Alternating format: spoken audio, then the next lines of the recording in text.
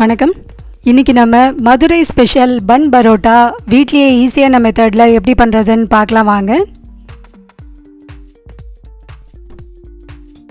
முதல்ல இதுக்கு ஒரு பிளேட்டில் 1/2 கிலோ மைதா மாவு எடுத்துக்கலாம்.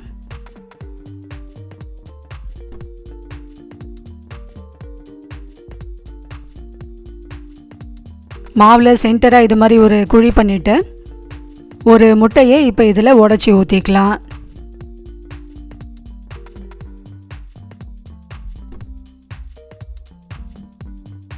தேவையான அளவு உப்பு, நான் சின்ன ஸ்பூனால் 1 ஸ்பூன் சேர்த்துருக்கேன்.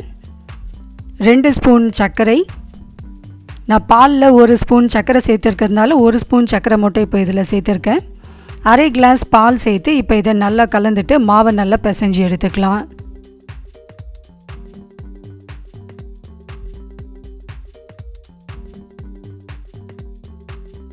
அரை கிளாஸ் பாலையும் சேர்த்து இப்போ மாவை நல்லா கலந்துட்டு அடிஷ்னலாக தேவைன்னா நம்ம கொஞ்சம் கொஞ்சமாக தண்ணி தெளித்து இதை நல்ல ஒரு பரோட்டா மாவு பதத்துக்கு பிசைஞ்சு எடுத்துக்கலாம்.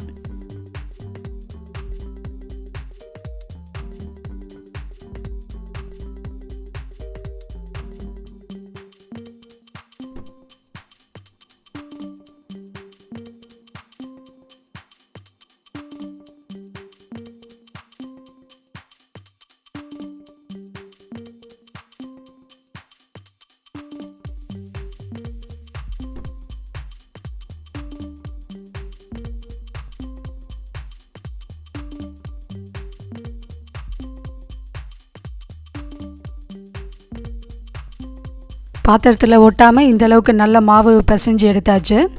இப்போ இதை ஒரு ஈர துணி போட்டு 1/2 மணி நேரம் ஊற வச்சிடலாம்.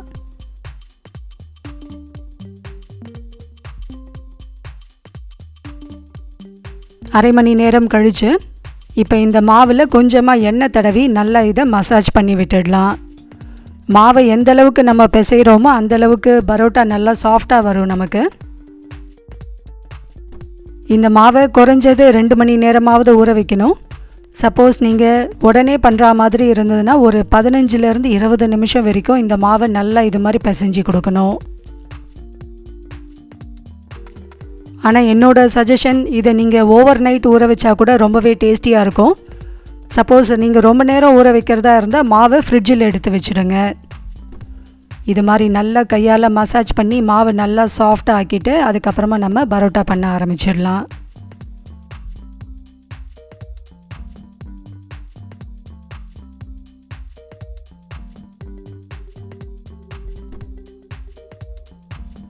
மாவை கொஞ்சம் கொஞ்சமாக எடுத்து முதல்ல நம்ம ஒரு பூரி மணையை நல்ல எண்ணெய் தடவி க்ரீஸ் பண்ணிக்கலாம். இப்போ நம்ம பிசைஞ்சு வச்சுருக்க மாவுலேருந்து கொஞ்சமாக மாவு எடுத்து இதை மறுபடியும் நல்லா இது மாதிரி மசாஜ் பண்ணிவிட்டு கையால் நம்ம இதை சின்ன சின்ன உருண்டைகளை இப்போ போட்டுடலாம். மாவு ட்ரை ஆகக்கூடாது, அதனால் எண்ணெய் கொஞ்சம் தாராளமாகவே ஊற்றி தான் இதை பிசையணும். இப்போ இது மாதிரி நல்லா மசாஜ் பண்ண பிறகு மாவை நல்லா மடித்து டக் பண்ணிவிட்டு அதுக்கப்புறமா நம்ம கை விரல் நடுவில் வச்சு இதை உருண்டை பண்ணி எடுத்துக்கலாம்.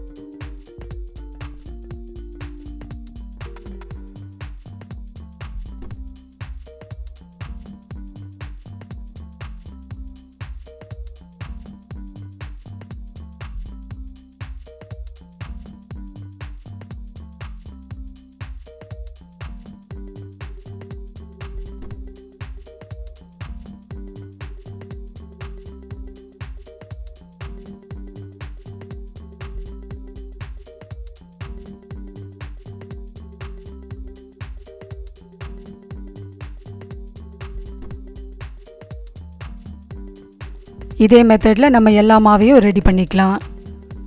இந்த பரோட்டா பார்த்திங்கன்னா நம்ம திரட்ட வேண்டிய அவசியம் கிடையாது. இது மாதிரி சுருட்டிட்டு லேசாக கொஞ்சம் தட்டினாலே போதும். இது நல்ல ஒரு பன் ஷேப்பில் கிடச்சிடும்.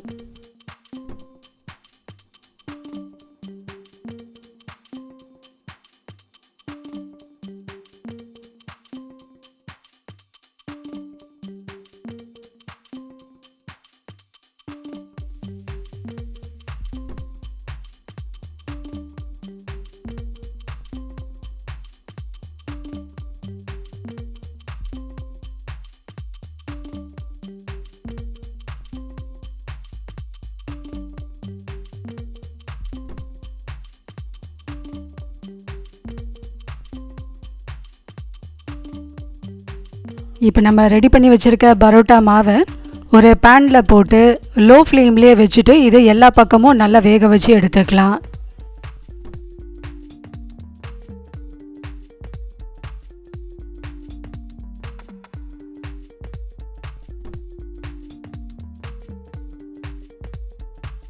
இந்த மாவில் நம்ம சர்க்கரை சேர்த்துருக்கிறதுனால அந்த மேலே இருக்க போர்ஷன் பார்த்திங்கன்னா நல்ல ஒரு கோல்டன் எல்லோ கலருக்கு வரும். அந்த போர்ஷன் பார்த்திங்கன்னா நல்லா மொறுமொறுன்னு இருக்கும். உள்ளே நல்லா சாஃப்டாக இருக்கும். டேஸ்ட்டு பார்த்திங்கன்னா இது மோரர்லெஸ் பன் மாதிரியே இருக்கும்.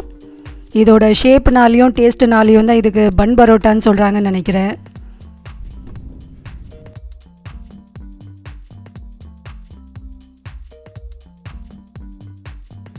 எல்லா பக்கமும் இது மாதிரி நல்லா வெந்துடுச்சு.